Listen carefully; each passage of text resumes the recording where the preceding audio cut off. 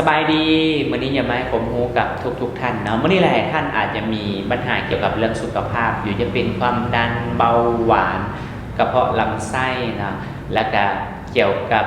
เจ็บหัวหรือว่าเลือดข้นเลือดเหนียวอยู่ตลอดเนาะแล้วก็ประดงคอหลายคนอาจจะเป็นทุกข์อยู่มีแต่ซื้อยามากินพอบรรเทาแต่บ่สามารถจะให้ปกติได้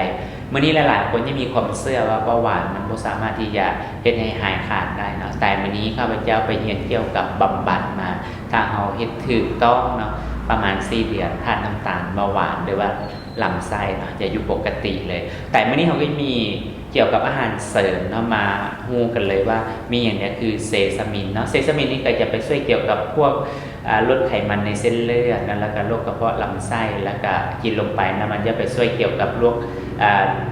ลดกรดยูริกลงเนาะแล้วก็จะสาวปวดแขนปวดขาแล้วก็ข้อสำคัญที่สุดเนาะมันก็จะมีวิตามินซีมันก็จะไปช่วยเกี่ยวกับเฮ็ดให้ไขมัน HDL เนาะเฮ็ดให้ไขมันตัวดีขึ้นก็เฮ็ดให้เส้นฝอยเขายืดหยุ่น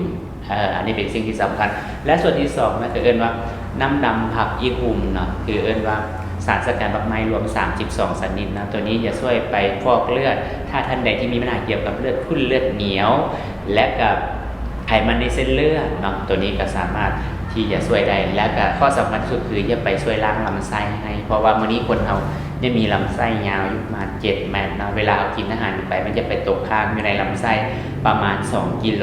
ว่าหลายๆท่านอาจจะแบกขี้แห้งอยู่ประมาณ2กิโลเนาะเวลาเอากินน้ำดำบางที่ผมออกไปนะประมาณ 2-3 มื้อท่านอาจจะขับถ่ายออกมาแล้วมันก็จะมีออกมาประมาณ2กิโลแล้วก็เหม็นแล้วก็มีไขมันนำถ้าท่านใดที่มีปัญหาเกี่ยวกับความดันเบาหวานประดงคอเนาะที่ได้ว่ามานี้อยู่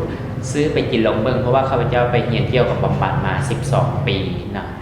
และก็ได้ไปให้